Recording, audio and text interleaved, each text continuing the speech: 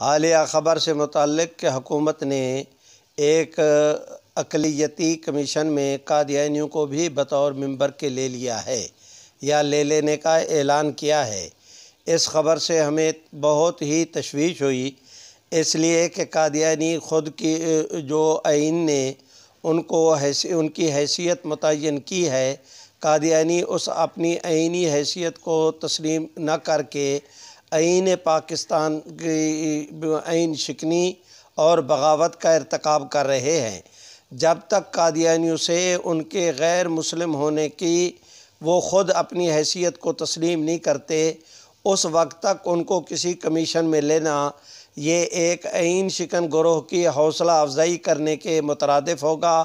اور ریاست مدینہ کا نعرہ لگانے والی حکومت کے لیے یہ بالکل زیبا نہیں۔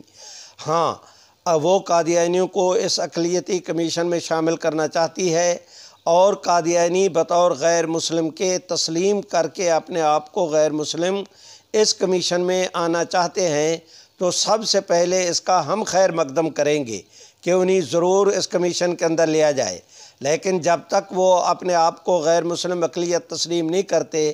اپنی آئینی حیثیت کو نہیں تسلیم کرتے، انہیں کسی کمیشن میں نہ لیا جائے۔ آج کمیشن میں لیا جا رہا ہے، کل ان کو امن کمیٹیوں کے اندر لیا جائے گا، پرسوں ان کو علماء بورڈ میں، اس سے اگلے دن ان کو جو ہے وہ مکالمہ بین المذاہب میں۔ تو قادیانیوں کو پروموٹ کرنے کے لیے گورنمنٹ ایک سوچی سمجھی سکیم اور سازش کے تحت میں ایک قادیانیوں کی جو ہے وہ اپنا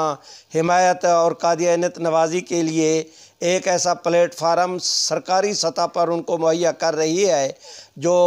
جس کی جتنی مذمت کی جائے وہ کم ہے۔ قادیانیوں کو کمیشن میں شریک کرنا ہے، پہلے وہ اپنی آئینی حیثیت کو تسلیم کریں، بطور غیر مسلم کے وہ کمیشن کے اندر آئیں، ہم ان کا خیر مقدم کریں گے۔ لیکن اگر وہ خود کو غیر مسلم تسلیم نہیں کرتے تو کسی بھی کمیشن میں ان کو لینا وہ آئین پاکستان کی اہانت کرنے کے مترادف ہوگا۔ کسی بھی مملکت کا آئین وہ سٹیٹ کی پراپرٹی ہوتا ہے، سٹیٹ اپنی پراپرٹی کی حفاظت کیا کرتی ہے، اسے بازیچہ اطفال نہیں بنایا کرتی۔ امید ہے کہ حکومت اپنے اس جو ہے غیر دانشمندانہ فیصلے کے اوپر نظر ثانی کرے گی۔